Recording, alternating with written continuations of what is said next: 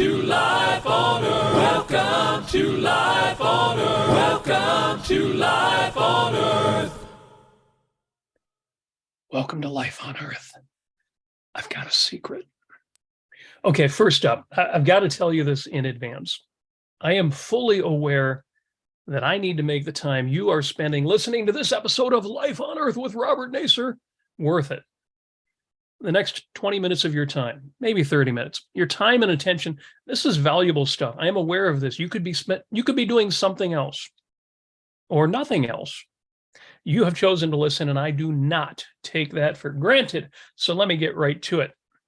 Now, in coaching, in self-improvement, even in some philosophic communities, as I'm sure you know, there's something out there called the secret.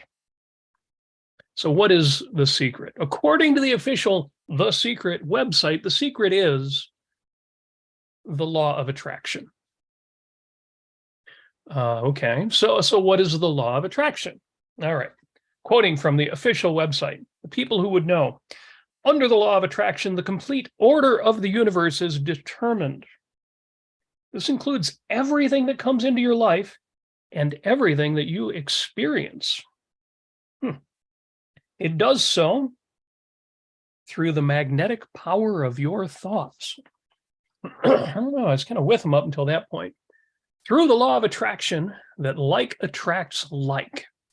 What you think about, you bring about. How is this so?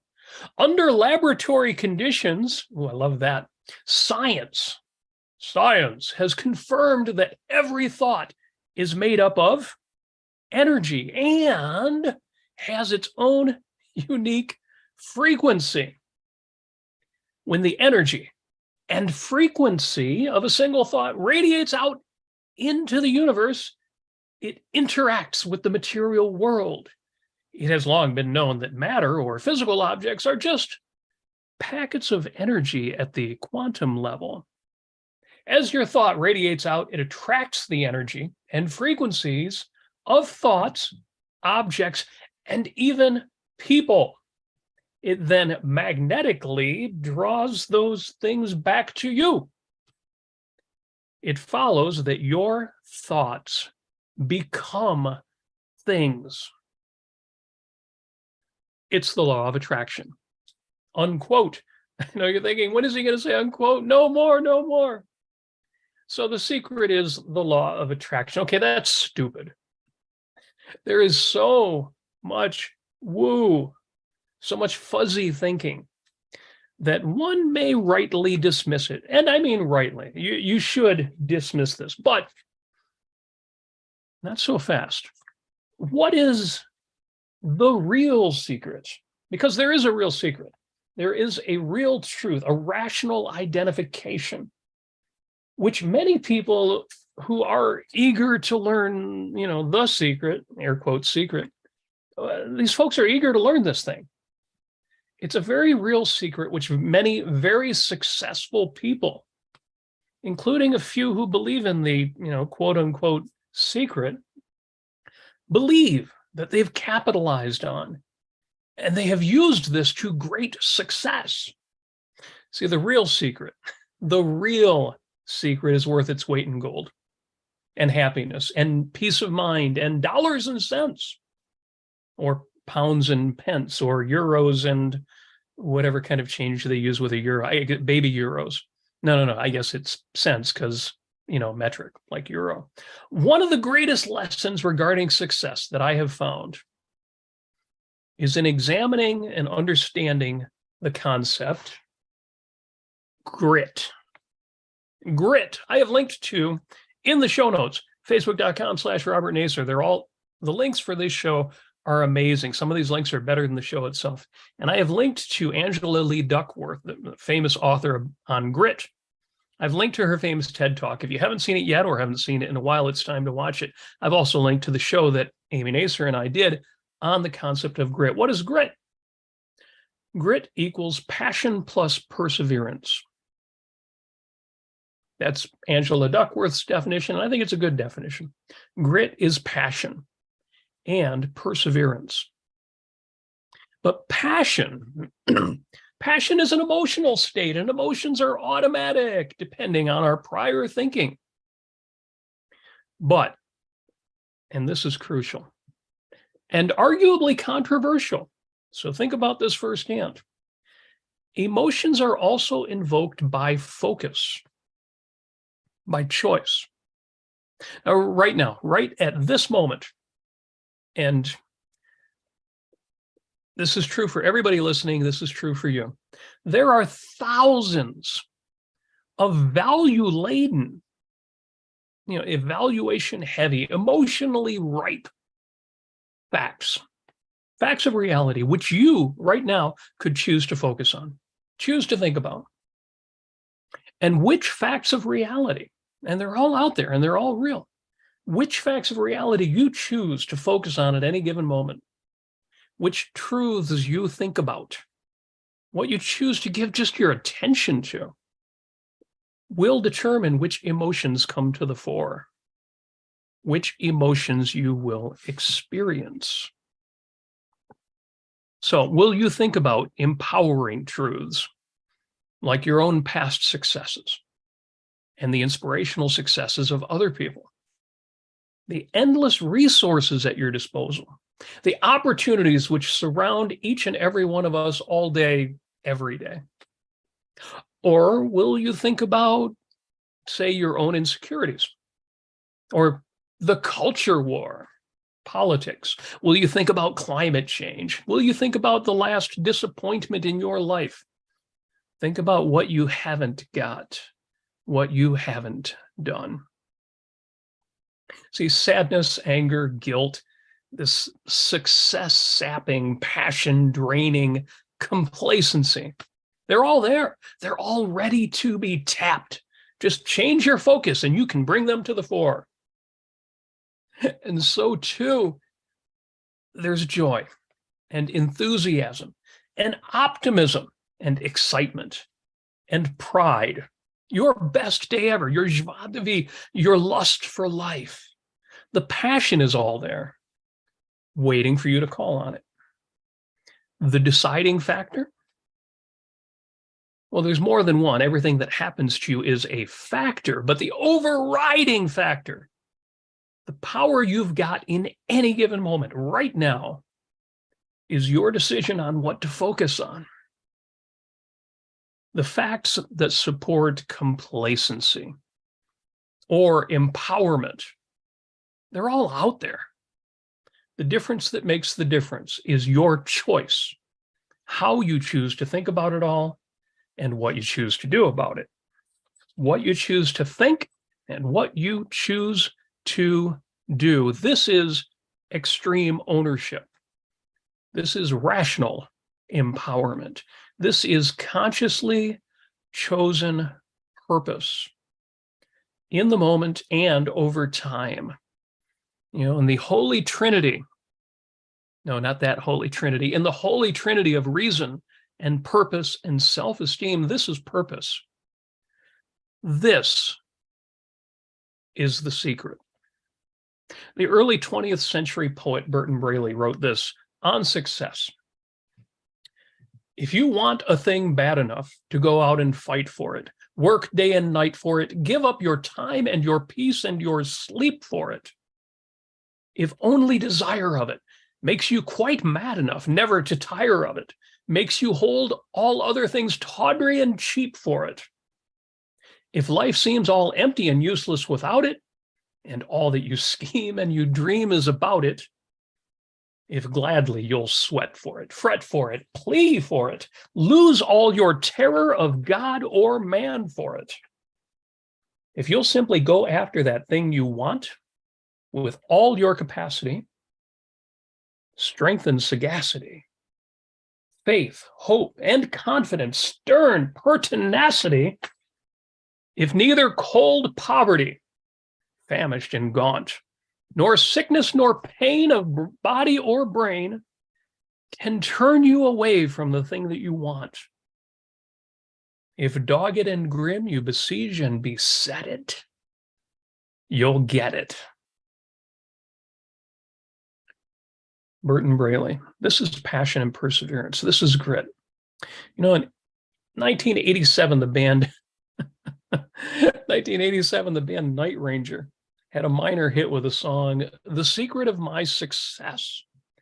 You know, Duran Duran did a James Bond theme. So did Aha. Even Jack White with Alicia Keys got a James Bond theme. Night Ranger, on the other hand, had a theme for a mediocre 80s film, The Secret of My Success. But the lyrics were surprisingly good. So I've linked to it in the show notes. The secret of my success is I'm living 25 hours a day. It's a song about passion. It's a song about perseverance. 25 hours a day, or the Beatles song, 8 days a week. I love you. And obviously metaphorical, the secret to creating more time, that finite, unforgiving thing that neither money nor wishes can buy. And this is a secret to write down, if you don't already have it in your ready arsenal, is to use the time you've got more wisely, to do as the boys in Night Ranger would have you do, to do as much in 24 hours as most people do in 25. Or see Tim Ferriss and the 4-Hour Work Week. We'll get back to Tim Ferriss in a moment. Now, the lessons of toxic positivity. Hopefully you know what toxic positivity is. Otherwise, here's an example of how to fight it. Then you'll know what it is too. The lessons of toxic positivity demand that I take just a moment to talk about your upbringing, your environment, your circumstances, even your body, your looks, your health, your IQ. But first, please support the Ayn Rand Center UK with memberships and with super chats. And we have a super chat from the great Jonathan Honig, who did a great show on the Daily Objective recently. That was awesome. I can't believe Benedict Cumberbatch is up against the CRT movement and the equality and equity movement and reparations of all things from somebody like Benedict Cumberbatch. I hope he is philosophically armed enough to fight that. But Jonathan did a great show about it. And I've got to give special thanks to Jeff Bannister for your support here and in regard to my Sunday show, 5 Minutes with Robert and Amy Nasir. Your support means the world to us. More about that show at robertnasir.com. Incidentally, sharing the correct pronunciation of my name, Nasir, is not the only reason I started a podcast, but it's on the list. So, in OPAR, in Objectivism, the Philosophy of Ayn Rand, Leonard Peikoff writes, and this was in regard to the benevolent universe premise, quote, benevolence, in this context, is not a synonym for kindness. It does not mean the universe cares about man or wishes to help him. The universe has no desires. It simply is. Man must care about and adapt to it, not the other way around. If he does adapt to it, however, then the universe is benevolent in another sense, auspicious to human life. If a man does recognize and adhere to reality, then he can achieve his values in reality. He can, and other things being equal, he will. For the moral man, failures, though possible, are an exception to the rule.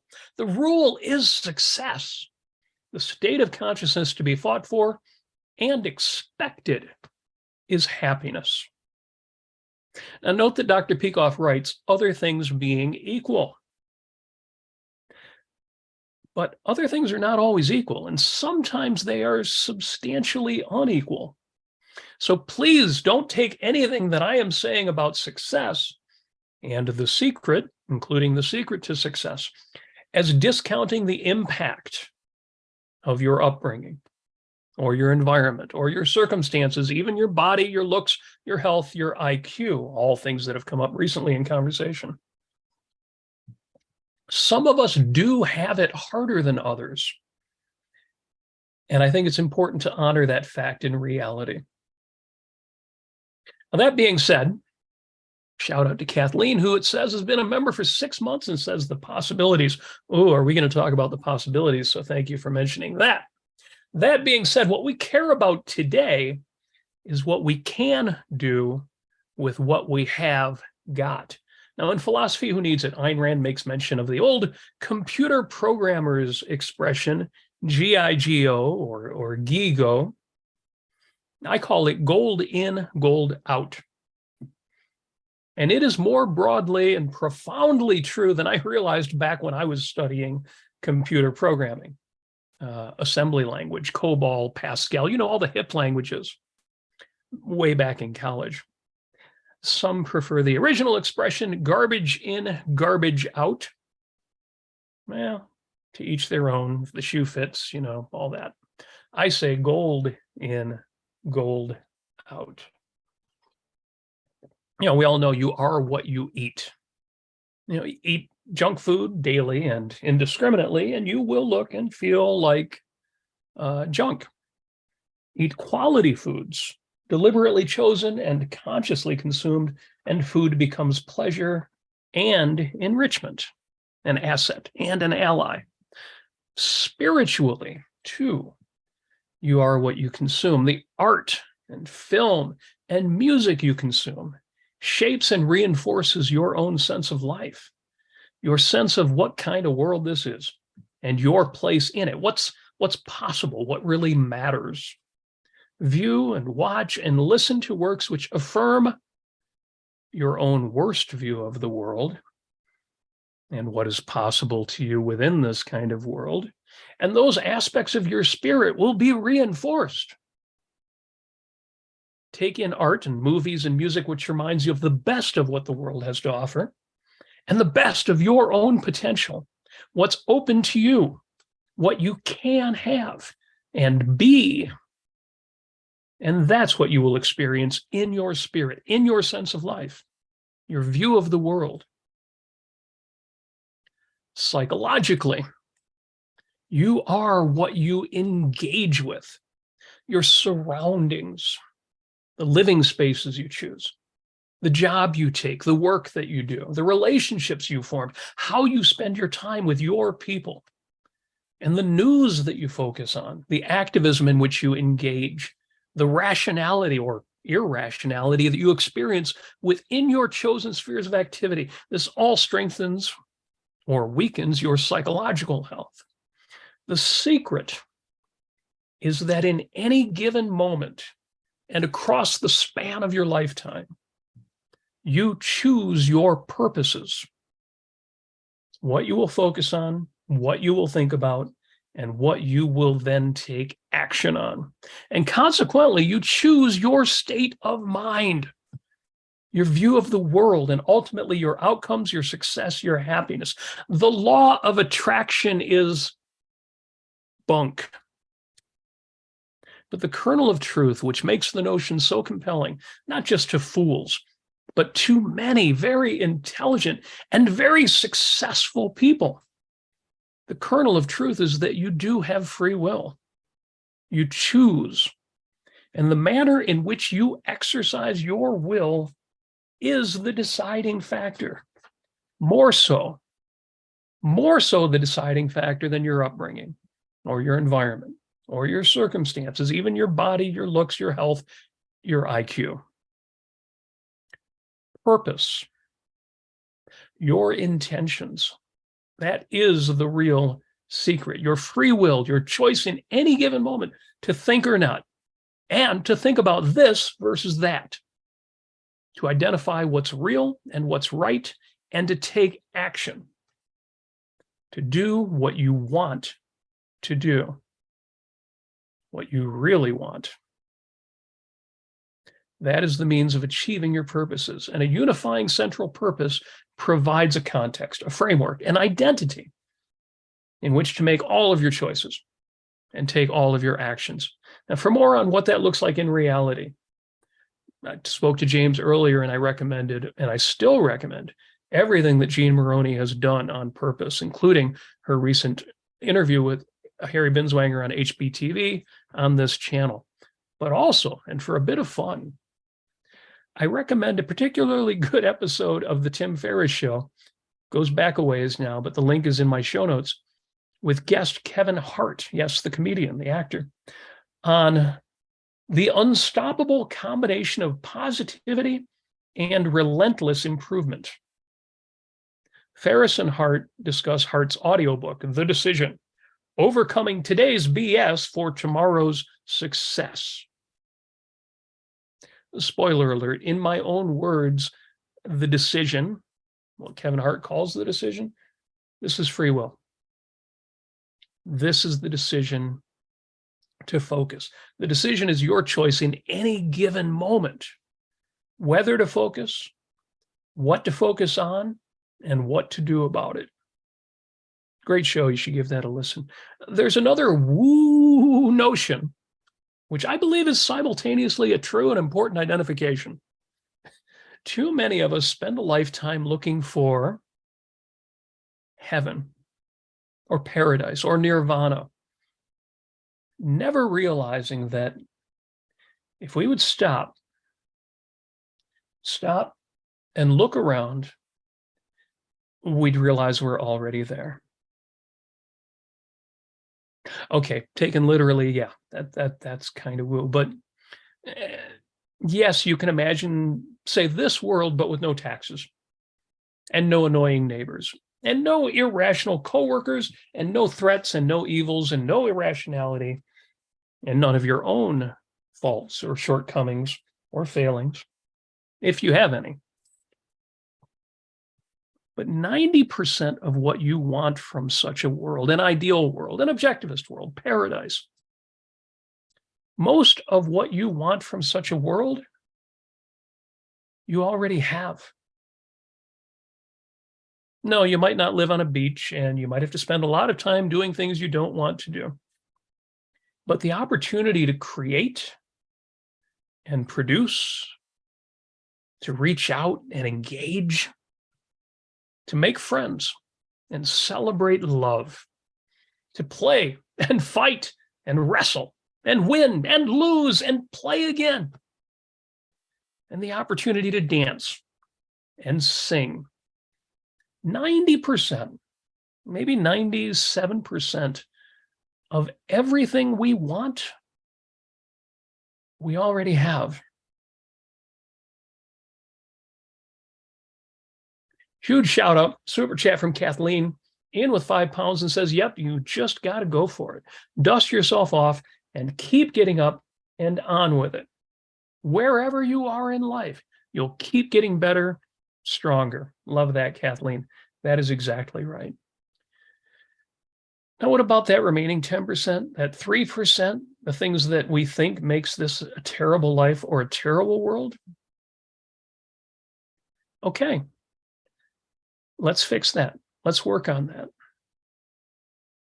Absolutely. We have a super chat from adherent of Lady Columbia. You know, I kind of love that Columbia is associated with the United States and Victoria is associated with the UK. It makes for some great metaphors and great aphorisms. And adherent of Lady Columbia, and I don't know if that's religious or patriotic or something else altogether, but for $5 says, if people want to experience heaven, I recommend going to Glacier National Park and experience the raw beauty of reality and the laws of nature. That is outstanding advice. So yes, with the remaining 10% or 3% that is not ideal in life, of course it stands out, comes to the fore, just like only bad news is news, because for the 99% of things that go well or go right all the time, there's nothing you've got to do. It's the evils we face, or at least the challenges we face, that we've got to do something about. The secret. The secret is purpose. The so-called law of attraction. You change your focus and the right things come to you. The law of attraction is having a central purpose, an integrated purpose, a purpose to which you apply all of your actions. Even your vacations from your purpose are oriented around that central purpose. The means is integrity. The means is to live your truth, your ideas, your philosophy. Live your ideas. Be who you are. If I were to sum up objectivism in 4 words or less, it would be this. Think rationally, act accordingly. That's what every great man and woman has done. Whether they were objectivists or just very, very good, rational, ambitious, successful people. Realize this: most of the people who have ever lived, including many of your favorite scientists or artists or actors or actresses or musicians or sports stars, the vast majority of them have not been objectivists. They would be well served to have a consistent rational philosophy. But the point is,